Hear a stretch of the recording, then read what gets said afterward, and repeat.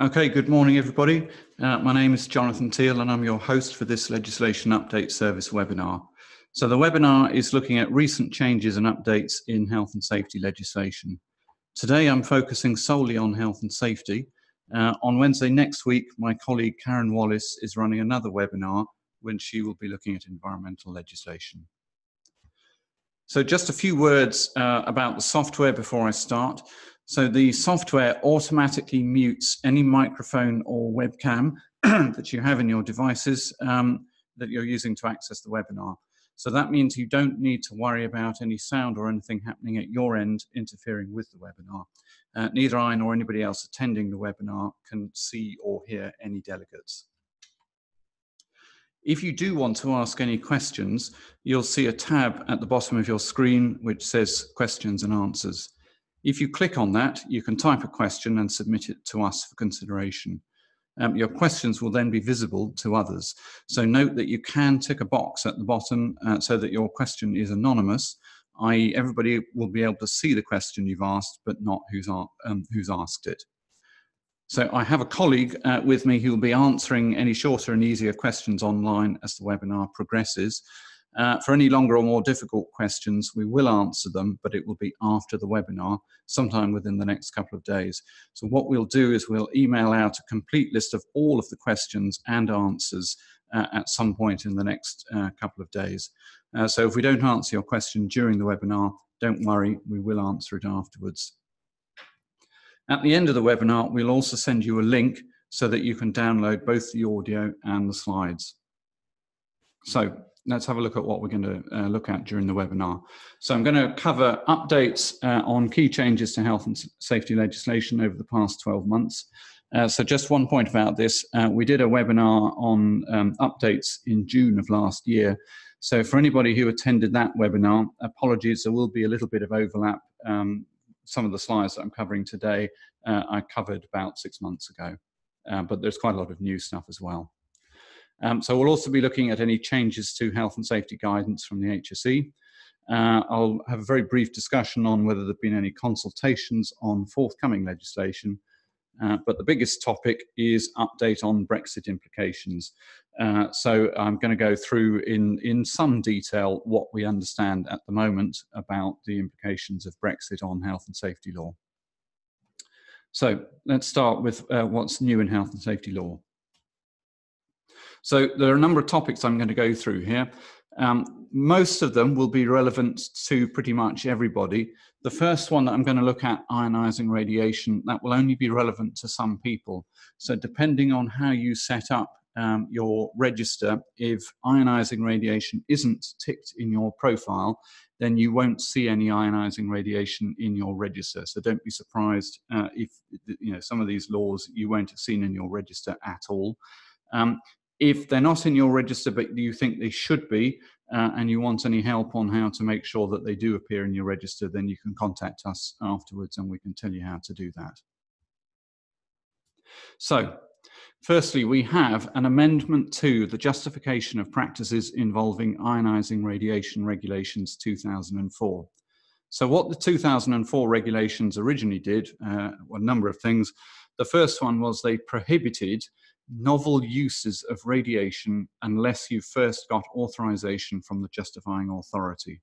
So what do we mean by novel uses? So this is where you use ionizing radiation for something completely new, something that it hasn't been used for before.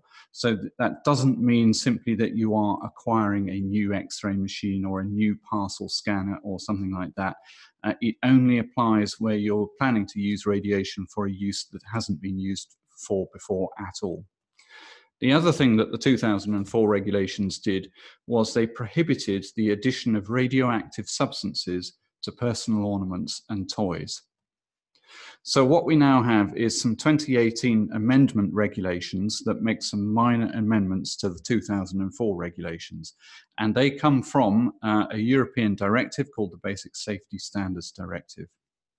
So firstly, they make some minor updates to the requirements that the justifying authority have to consider when they're looking at an application in relation to a novel use. So that really applies to the justifying authority. So it doesn't apply directly to businesses. They then expand the prohibition on adding radioactive materials to toys and ornaments. So the 2004 regulations anticipated potentially adding radioactive materials into toys and ornaments, but there is another way that you can make something radioactive, and that is to bombard it with radiation, and that process is called activation. So this minor amendment simply expands that prohibition to include activation of materials in toys and ornaments. And then the other thing that they do is they introduce requirements for, and this is a bit of a mouthful, for justification of new practices involving non-medical imaging using non-medical radiological equipment. So what is non-medical imaging using non-medical radiological equipment? So that would be things like security scanners where you're doing body scans. So the sorts of things that you might potentially see in an airport or in a port or even in a prison. So where that is going to be done, so obviously the radiation that people are being submitted to is not for medical purposes. There is now a requirement to seek an authorization from the justifying authority, and these 2018 amendment regulations add some additional duties for the people carrying out that scanning. So, and then we have the Ionising Radiation Basic Safety Standards Miscellaneous Provisions Regulations 2018. So I mentioned the Basic Safety Standards Directive that came from the European Union. So these regulations simply implement some of the requirements in the directive. And you'll see that all of these requirements apply to government, they don't apply to businesses. So if you have these regulations in your register now, you can either mark them for information only, or you might decide that they're not relevant to you, in which case you could move them to irrelevant. So firstly, they place a duty on government ministers to regulate contaminated land and buildings. Then they place a duty on government ministers to monitor and regulate where building materials with high levels of radioactivity are placed on the market. They place duties on ministers to set reference levels for radon and to publish information on radon risks and controls. And then finally, they place duties on ministers to raise awareness about, to produce guidance about, and to take action to recover orphan sources. So what are orphan sources? So that is radioactive materials that have either been lost or stolen and are obviously therefore a security risk. And so that's the purpose of this requirement in the regulations. So next, moving on to hazardous substances. So this is something that I would imagine will be relevant to almost everybody.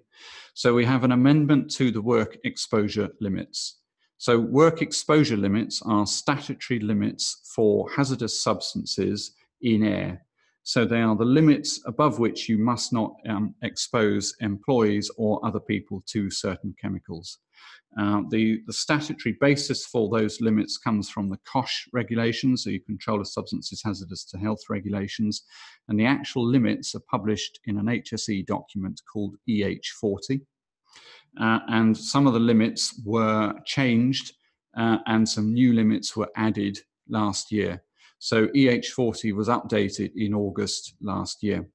So on this slide, I've listed all of the substances that have new work exposure limits.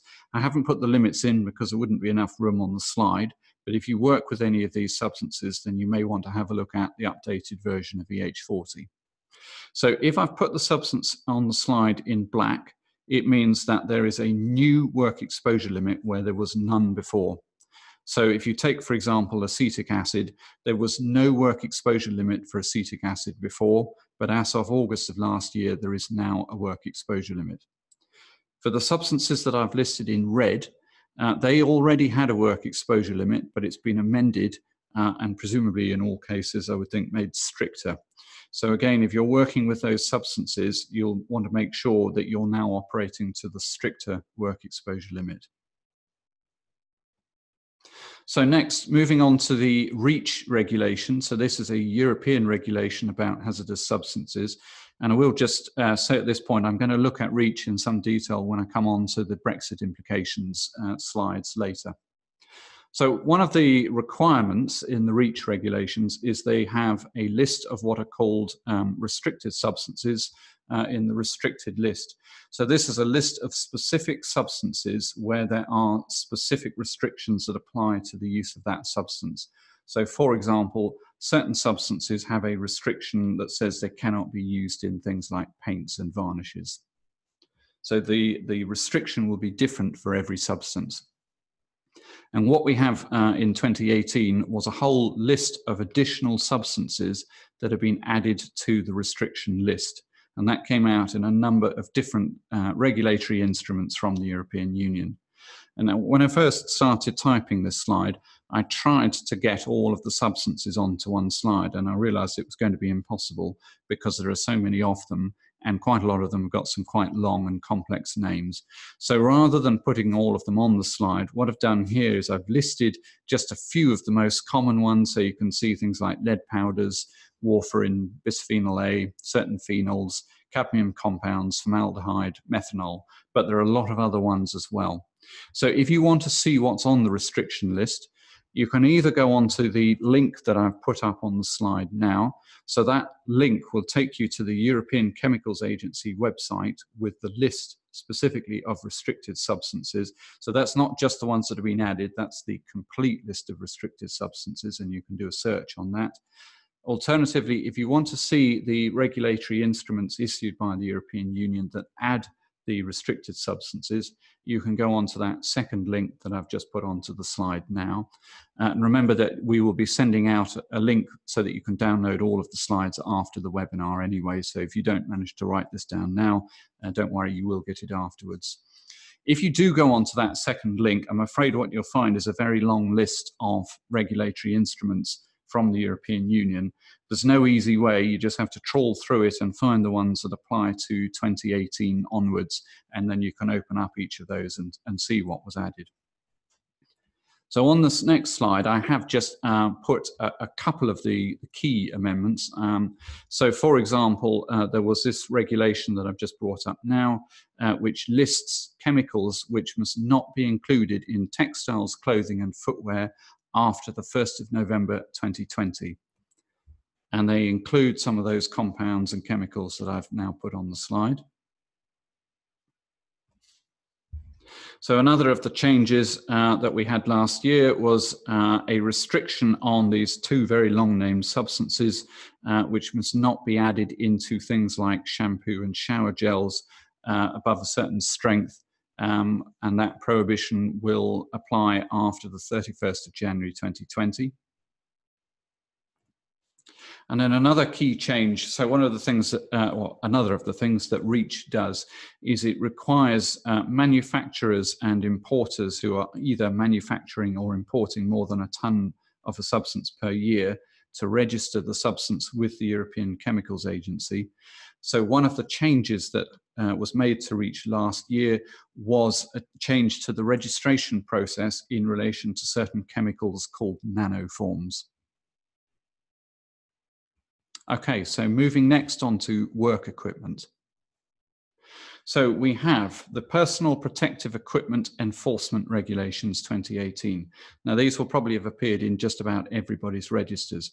However, they will only be of interest to organizations that either manufacture or supply PPE. And by supply PPE, I mean supply it on the market. I don't mean simply provide it to your employees. So if you are a site that simply uses PPE, these regulations won't concern you.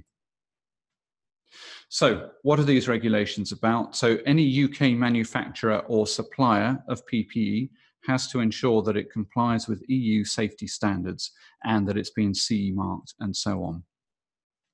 And that requirement originally came from the Personal Protective Equipment Regulations 2002. And those regulations continue to apply to equipment that was placed on the market before the 21st of April last year. Since the 21st of April last year, we now have an EU regulation, which is this one I've now brought up on the slide, called the EU PPE regulation. And that applies to any equipment placed on the market after 21st of April 2018. All that one does is it updates the CE marking and compliance assessment process. So it doesn't fundamentally alter the obligations, but it just updates them. And then the 2018 enforcement regulations simply provide for enforcement of the EU regulation in the UK. So if you are a site that only uses PPE, then the only PPE regulations that you're concerned with are the Personal Protective Equipment at Work Regulations 1992, not to be confused with the 2002 regs. So, and those 1992 regulations are completely unaffected by these 2018 regulations. Okay, so next we have the Air Navigation Amendment Order 2018. So this is a topical one. So this one applies to small unmanned aircraft, i.e. drones, and prohibits them after the 30th of July 2018. And it prohibits them from being flown over 400 feet or within 1 kilometre of the flight restriction zone of a protected aerodrome, unless you have the permission of the aerodrome operator and the Civil Aviation Authority. So in addition to that, after the 30th of November 2019, any small drones over 250 grams, and that is grams, so that's not a typo on that slide, it really is anything over 250 grams, will require the operator to have a valid certificate of registration. So the registration number will have to be displayed on the drone, and the remote pilot must have something called an acknowledgement of competency. So both the certificate of registration and the acknowledgement of competency will be issued by the Civil Aviation Authority. So if you are potentially a user of drones, so if you use them for anything like surveying, for example, or you're considering doing so, and you want any further information about the law concerning drones, then I've put on a link on that slide which provides some extremely useful information about all of the requirements and law about drone use. Okay, so next, electrical safety. So again, this is likely to have appeared in just about everybody's registers. So we have a 2018 update to this British standard BS 7671. So the standard is called Requirement for Electrical Installations, and it's often commonly referred to as the wiring regulations. So they were issued in July last year, and they come into force on the 1st of January this year. So now note, although they're often called the wiring regulations, they are not actually regulations, they are non-statutory. However, following BS 7671 is likely to ensure that your electrical installation meets the legal requirements in the Electricity at Work Regulations 1989. So I would say that in many ways, BS 7671 is very similar to an approved code of practice. Now that's not technically correct because the wiring regulations are not actually an approved code of practice, so they don't have exactly the same legal force. But if you treat it as very similar to an approved code of practice, then you're very unlikely to go wrong. So the new version, the 18th edition, contains a number of significant changes to the standard. I'm not going to try and describe them, not least because I'm not an electrician and I probably get them wrong. But if you do want to see a summary of the main changes, you can go onto the IET website. And again, I've put a link on the slide there, and that will give you a breakdown of the key changes.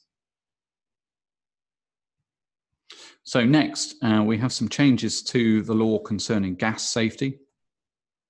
So firstly, we have the Gas Safety Installation and Use Amendment Regulations 2018. So they came into force 6th of April last year, and they amend the Gas Safety Installation and Use Regulations 1998.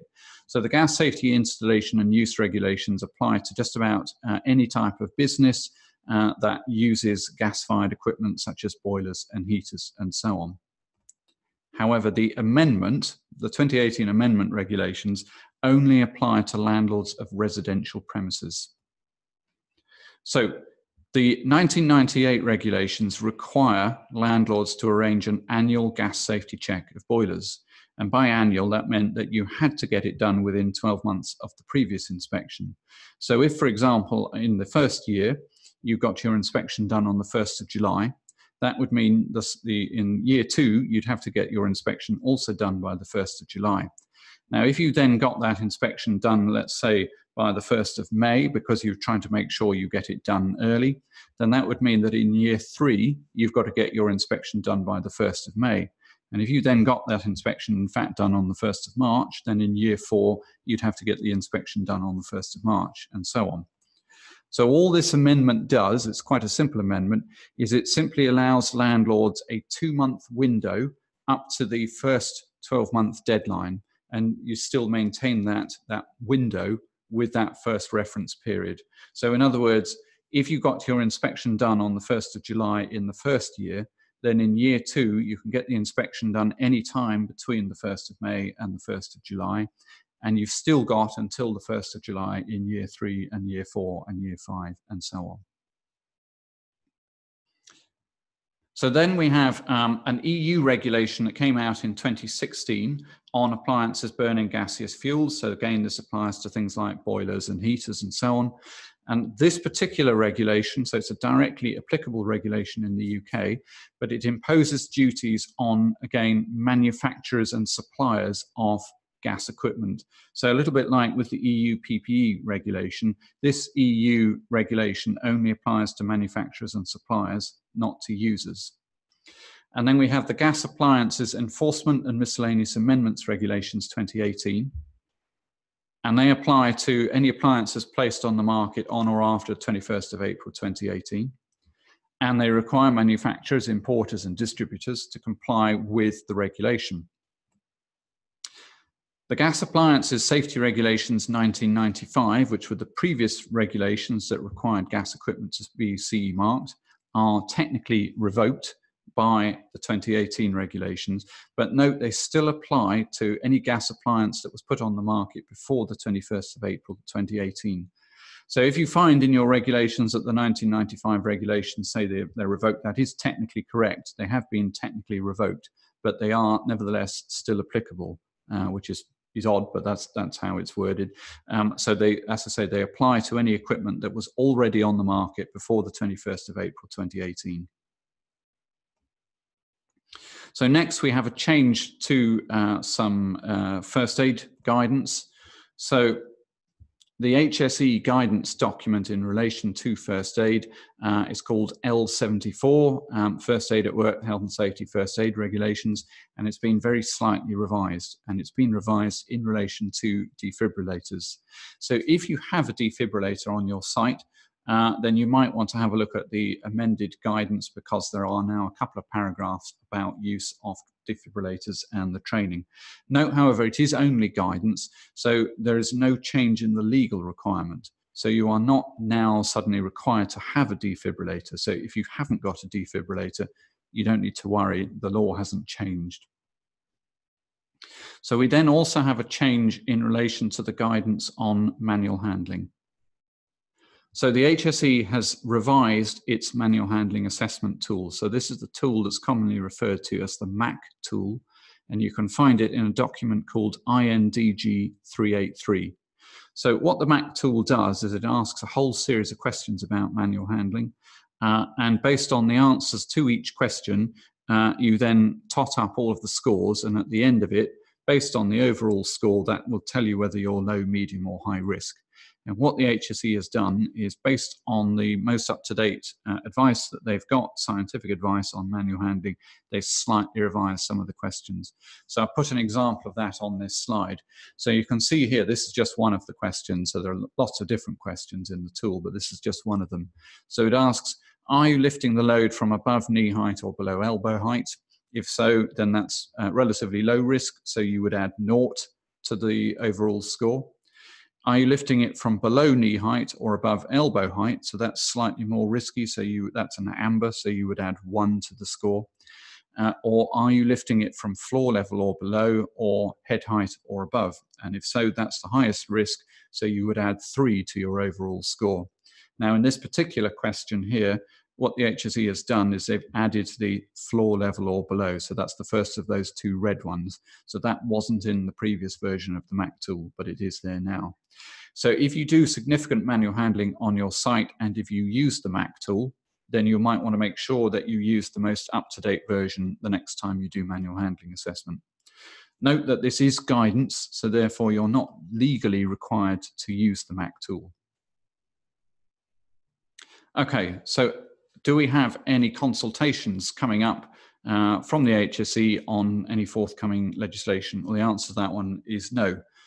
This is the first time I've been able to say this, but there are no current or recent UK-wide consultations, and there are no immediately forthcoming consultations. And I assume that that is because all of the HSE's attention is currently focused on Brexit. And so therefore that is what I'm going to cover next. So,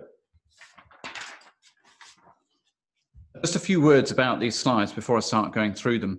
I tried to summarise how we think Brexit will impact on health and safety law. And in some ways, in theory, it should be quite simple because there will be almost no change in the law itself, regardless of whether we leave with or without a deal. However, in certain other ways, it's rather more complex than that.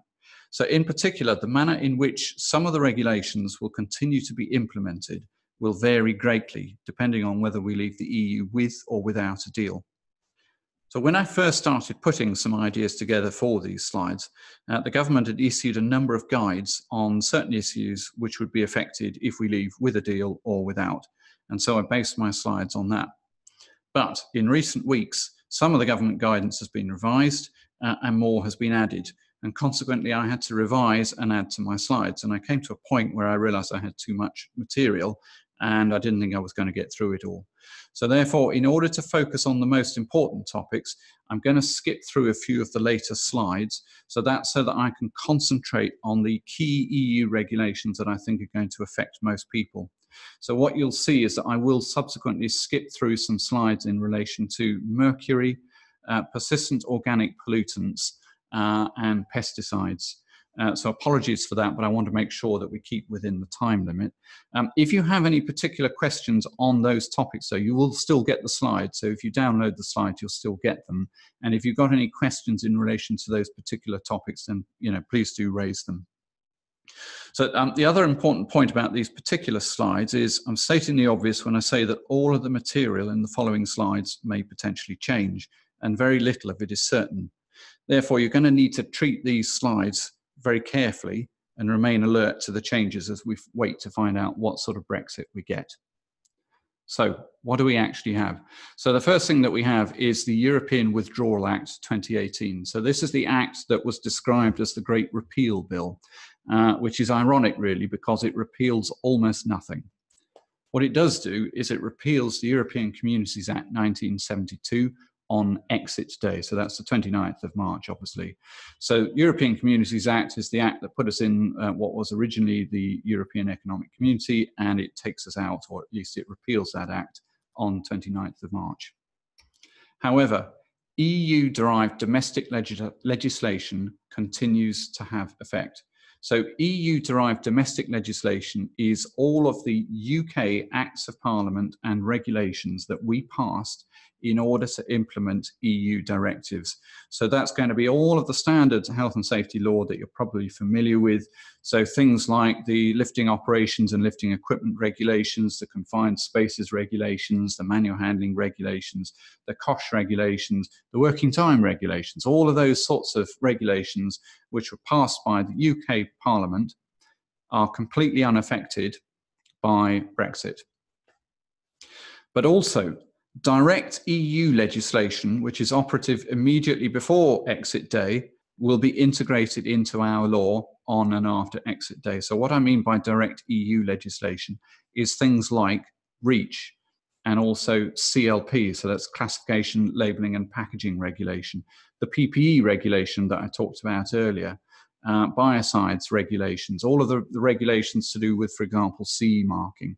So basically what we do on the 29th of March is we copy and paste the EU regulation that directly applies onto our statute book as at the 29th of March. But after the 29th of March, any changes to the EU legislation will not be applicable in the UK. So at that point, we then have what we call divergence. So in effect, on the 30th of March, there will be two versions of REACH. There's the EU version of REACH, and then there's the UK version of REACH. And the UK version of REACH will be identical on the 30th of March. But if on the 1st of April, the EU decide to make certain changes to REACH, then potentially we don't then follow those changes unless the UK Parliament decides to implement those changes. So that means that potentially if you are trading in both the UK and Europe, you're going to need to be aware of two potentially diverging versions of the same regulation. So the Act also provides a lot of detailed requirements about procedure for making changes to retained legislation. I'm not going to go through any of that because they are procedural and they don't affect the duties that businesses are looking at. So what are some of the other implications of the Act? So I understand that all of the direct acting EU legislation, which we are, as I say, in effect, copy and pasting onto the statute book, will be published by the UK government. So currently, all of our domestic legislation is published on the UK legislation website. So it's actually hosted by National Archives, and that's ultimately part of Her Majesty's Stationery Office. So I understand that all of the EU regulations will be published there. However, I don't know exactly when they're going to appear. So in the short term, we will continue to provide a link to the EU website with the EU regulations. So if you continue to find those links in the register, don't be surprised. In the long term, once we actually get the regulations published by the UK government, then we will also provide the links to the UK versions of the regulations. So a couple of points of interest. So any case law made by the European Court before exit day continues to bind any lower courts after exit day, but it doesn't bind the Supreme Court, so that's what we used to call the House of Lords, or the High Court of Justiciary, which is the highest court in Scotland. Any case law made by the European Court after exit day, however, is non-binding, completely non-binding on UK courts. So UK involvement in the European Convention on Human Rights. So this is kind of off on a tangent slightly, doesn't directly affect health and safety law, though there is potentially a little bit of overlap. So the European Convention on Human Rights is not a piece of EU law. So therefore, the UK involvement in the European Convention on Human Rights is not affected. However, there is another thing called the Charter of Fundamental Rights, which is EU law. It is in many ways very similar to and overlaps with the European Convention on Human Rights, but it's not, its source is not the same. And that is one thing that goes. So we will no longer be part of the Charter of Fundamental Rights. So what the government has been doing is it's been making a lot of minor administrative amendments to the UK regulations. So it's doing things like removing or changing references to EU directives and EU legal structure and replacing them with UK references. So although I said UK domestic law is not affected, it is in a sense affected in that they are changing a lot of the references, but the duties in the UK acts and regulations are on the whole completely unaffected. So one of the pieces of law that you may have noticed appear in your registers is the Health and Safety Amendment EU Exit Regulations 2018. So we'll just have a brief look at what they do. So they come into force on 29th of March. And as I say, they make lots of minor changes to UK regulations. So they limit references to EU directives to those issued before exit day. They change references from EU directives to UK regulations and so on. So now this next bullet point is to date just about the only substantive change that I've found to any duty that applies to businesses. So if you are a COMA site, so this is one of the much larger sites that has a lot of hazardous materials on site and you have to register with the HSE as a COMA site, the COMA regulations currently include an obligation to report certain incidents to the European Commission and potentially to other states. Now that obligation will go after the 29th of March. And as I say, to date, that is virtually the only direct change to a legal duty that I've found. There are lots of minor changes made to offshore regulations in the 2018 exit regulations. They are, again, mostly administrative changes, and I'm not going to go into those. So what I'm now going to do is look at 4 or 5 key regulations that we get direct from the EU and look at how they are actually affected. So the first one I'm going to look at is REACH.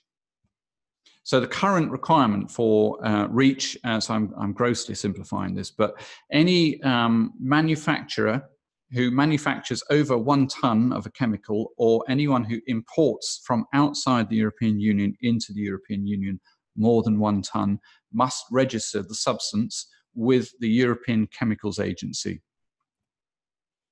So anybody who supplies chemicals to customers has to provide safety data sheets.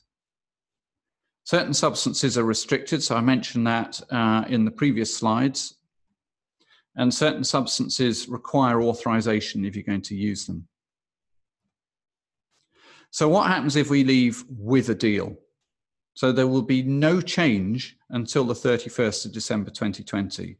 So the reason for that is partly because, as I was saying, the law itself is unchanged and we copy and paste REACH onto our statute books. And because of the nature of the probable, well, I say probable, the nature of the transition agreement, if it gets agreed, is that REACH will continue to apply during that transition period, and businesses will still be able to access the European Chemicals Agency. So when I say probable, the reason I'm saying that is because we don't know what the terms, exactly what the terms of any transition agreement will be, but assuming it's agreed as the government is currently trying to get it to be agreed, then the consequences of that would be that there will be no change to how REACH is implemented. So you would continue to register your substances with the European Chemicals Agency and so on. So the only changes will be some very minor things, like the HSE would no longer be a leading authority within the European Chemicals Agency. So the HSE wouldn't be able to carry out certain assessments. But from a business point of view, if we leave with the deal which the government is currently trying to get agreed, then in effect, there would be no change to REACH until the end of the transition period. But what happens if we leave without a deal? This looks like it could well be likely. So firstly, as I said before, REACH itself will be implemented into UK law as at 29th of March 2019. But subsequent EU revisions to REACH won't apply unless the government decides to implement them. So the HSE would then become the UK regulatory authority. So the HSE would then deliver the same functions as the European Chemicals Agency. So that means that any business in the UK that has registered chemicals with the European Chemicals Agency will no longer have those registrations with the European Chemicals Agency, because we would then be outside the European Union. So what will happen is all of the existing registrations will be copied across to the HSE. So the HSE will have a complete list of all of the registrations. So you wouldn't necessarily need to register right from the beginning again. But if you do have a registration, you would need to open an account with the HSE, which basically means creating an online account, which I understand, I believe there's no fee, but don't quote me on that. And you would then need to file certain basic details with the HSE on the new system within 60 days of the 29th of March, or whatever the exit date is. And then you would need to file more detailed technical information within 2 years. And that more detailed technical information is, I believe, in effect, the technical file that you would have filed with the European Chemicals Agency. So you will still have quite a lot of information potentially to provide, but it's not, as it were, a new registration process. Any new substances that you start to manufacture after exit day or import into the UK in a quantity over a ton would need to be registered with the HSE. So any UK companies that are importing from European Economic Area-based suppliers will need to register with the HSE. So they'll need to register basic details about that within 180 days and full registration at a later date. So now this is quite a key change. So, and the reason that this one comes about is because at the moment, if you're importing chemicals from France, say, then you're importing within the European Union and REACH doesn't apply. But if we leave without a deal, then we are then outside the European Union and we have our own version of REACH. And at that point, if you're then importing from France, you would then need to register because you have become an importer. Any UK companies selling chemicals to customers in the European Economic Area will then also have a potential problem, because they will need to either transfer their registration with the European Chemicals Agency to an entity based in Europe, or they're going to need to arrange for their customers to register the substances with the European Chemicals Agency. So the reason for that is your customer who's been importing from you currently doesn't have to register because they're importing from another European Union country. But after we've left, they will be importing from outside the European Union. So therefore, they need to register that chemical with the European Chemicals Agency. So the only way they can get around that is if you transfer your registration to an entity within the European Union who can then, in effect, become the supplier. So any existing authorizations issued to UK companies or downstream users of authorizations issued to EU companies will also need to register certain basic details with the HSE within 60 days. So I mentioned the authorization register, so that's a list of certain chemicals for which you have to get an authorization to use them. If you have applied for an authorization, it usually comes with certain conditions. And one of the other things that can happen with an authorization is it can also permit certain downstream users to also use that substance. So if you are the beneficiary of an authorization, either because you registered it yourself or you're a downstream user, then you will need to register, in effect, that authorization with the HSE within 60 days after exit day. Okay, so next I'm going to look at CLP. So this is the EU regulation to do with classification, labeling and packaging of dangerous substances. So the current requirements are that any EU manufacturer and importer must classify, label and package dangerous goods in accordance with the very detailed rules in that regulation. So there is also a requirement for EU manufacturers and importers to notify hazardous substances to something called the Classification and Labelling Inventory, which is managed by the European Chemicals Agency. So if we leave with a deal, firstly, obviously CLP is copied into our statute book. And secondly, because of the nature of the transition agreement, if we get it, is that there will be no change until the 31st of December 2020. So in other words, if CLP applies to you, you will continue to apply it in exactly the same way until the end of the transition period. So what happens if we leave without a deal? So firstly, again, CLP will be implemented into UK law on 29th of March 2019. So in effect, we copy and paste CLP. But any subsequent revisions to CLP would then not apply unless the government decides to implement them. So the UK would then have to establish a similar regulatory framework to the European Chemicals Agency framework. We would, of course, still have the same globally harmonized hazard symbols and packaging requirements. So the reason for that is because we will have copied CLP onto our statute books. So the actual way that you classify, label and package substances is very unlikely to change unless, of course, the EU then makes subsequent revisions and we decide not to implement the same revisions. So obviously the HSE will become the UK regulator. Now here is a key change. So UK companies importing from the EU will become importers. So they will take on importer duties. So again, currently, if you're importing chemicals from France, because we are therefore importing within the European Union, you don't have any classification, labeling or packaging requirements. But if we leave without a deal, then you will become an importer. So doesn't matter where you're importing from. If you are importing from any other country, you will become an importer and therefore you will have to ensure that the classification, labeling and packaging requirements have been complied with. So the HSE would manage the UK version of the classification and labeling inventory in exactly the same way that the European Chemicals Agency does. So that means UK companies would need to notify substances that they place on the market to the HSE. So they would no longer notify them to the European Chemicals Agency. But note that any substances sold into both the UK and the EU would need to be registered, would need to be notified to both the European Chemicals Agency and the HSE. So that'll mean that if you are selling into Europe, you will need to make sure that there is a body that is based in Europe that notifies those substances to the European Chemicals Agency. So next I'm going to look at changes to the Biocidal Products Regulation. So the current requirements under that regulation are, firstly, any active substance. So this is the substance within a biocidal product that actually kills the bugs. So active substances have to be approved at EU level. So in other words, by the European Chemicals Agency. And then any organization that uses an active substance by putting it into a biocidal product has to get authorization. And the authorization can either be granted by the European Chemicals Agency or through a lead agency such as the HSE. And which one you go to will depend on the type of product.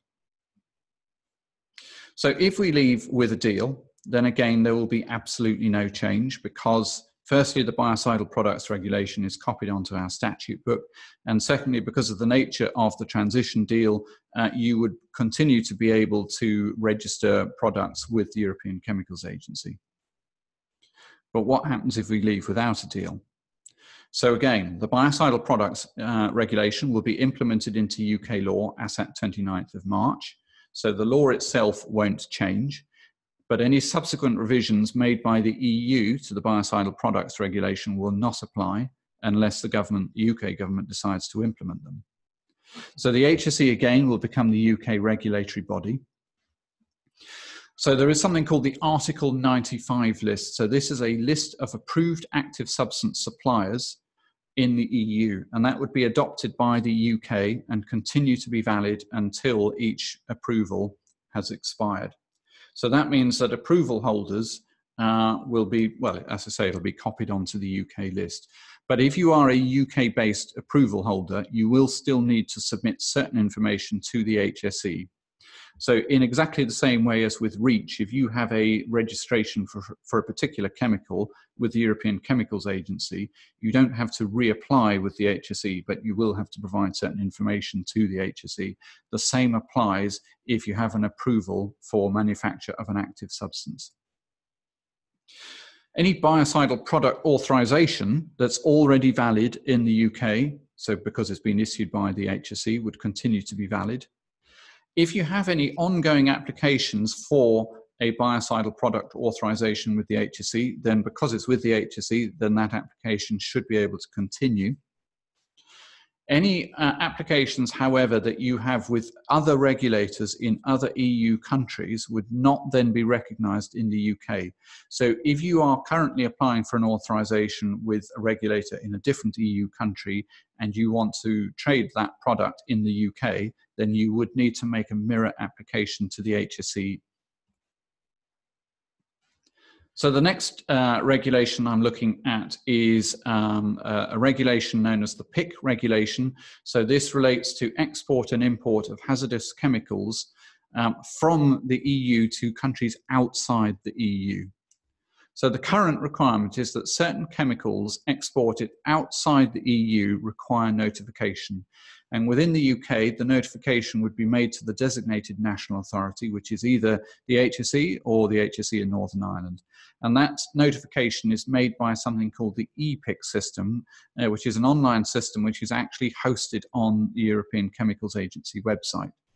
So you make your notification to the HSE, but you do it via the European Chemicals Agency website. So note that any exports from the UK to other countries in the EU do not require notification. So if we leave with a deal, again, the EU regulation gets copied and pasted onto our statute book, and because of the nature of the transition deal, there would be no change until the 31st of December 2020. But what if we leave without a deal? So again, the regulation will be copied onto the UK statute book, so the law itself won't change, but the UK will have to set up an equivalent regulatory regime, and the HSE would again be the host of the new regime.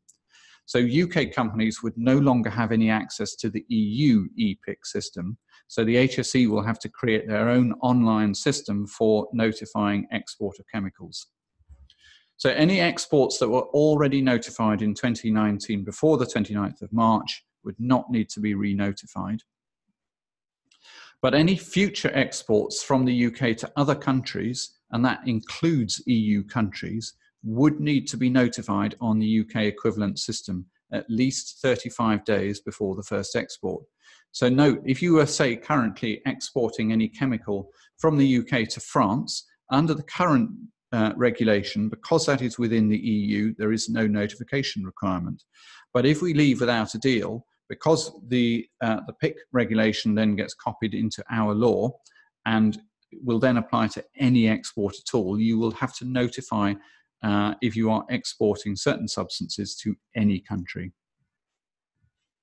So, and any organisation in the EU that is exporting to the UK would similarly need to notify, but they would do that via the EPIC system that's currently hosted on the European Chemicals Agency website.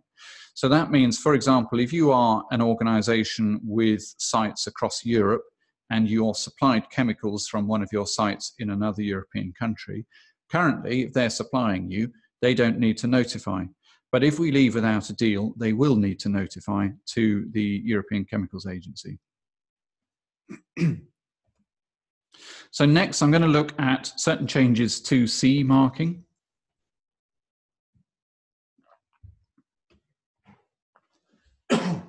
So there are multiple EU and UK regulations that cover different types of products and the requirements for CE marking of those goods.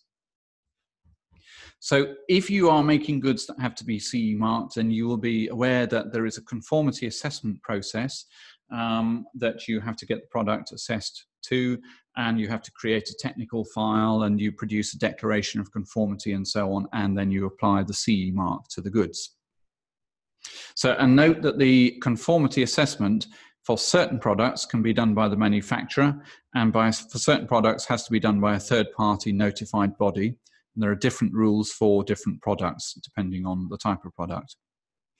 So again, if we leave with a deal, there will be no immediate change to the CE marking process at all during the transition period.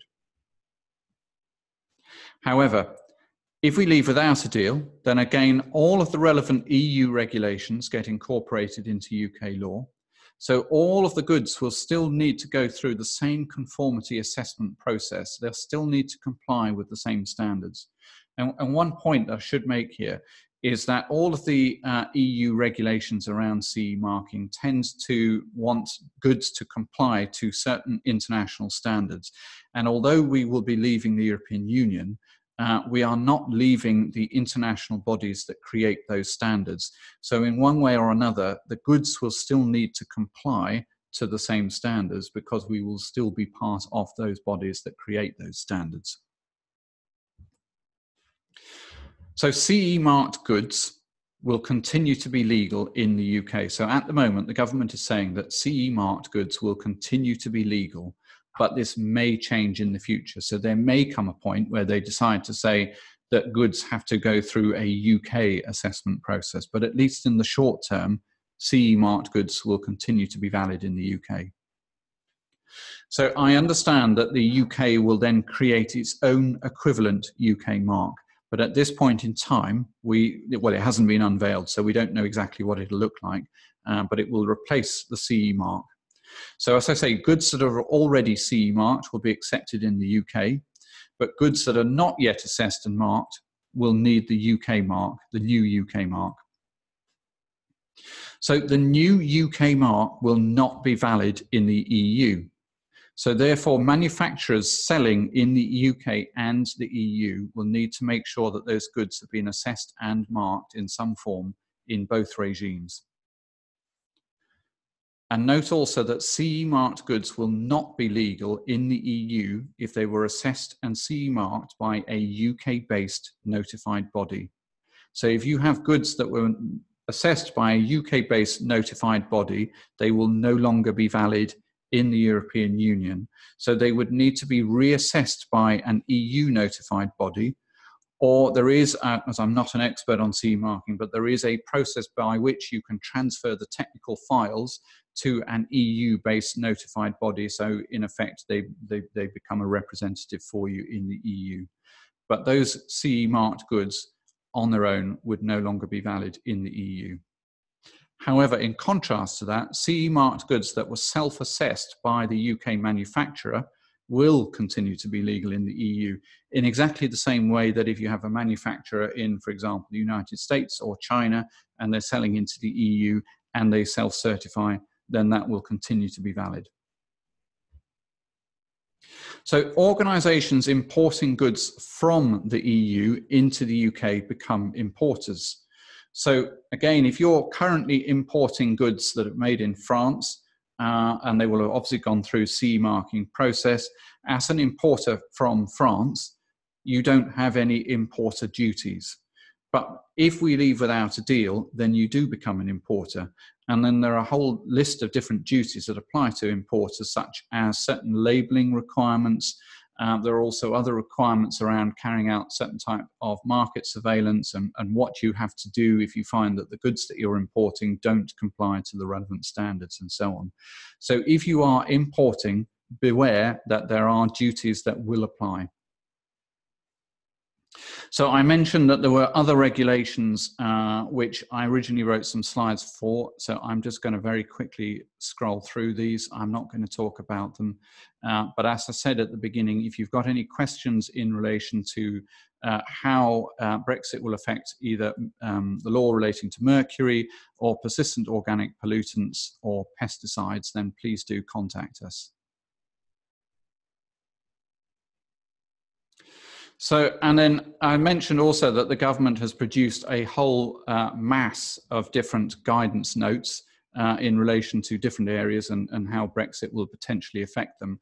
So some of the other areas that they've issued guidance notes on, which I'm obviously not going to be looking at today, are, for example, vehicle type approval. So this is road vehicle type approval, producing, transporting and labelling food, exporting animals and animal products, developing genetically modified organisms, manufacturing and marketing fertilizers and pesticides and persistent organic pollutants and mercury products. And in fact, there's a whole lot more than that as well. So again, I've put a link at the bottom of that slide.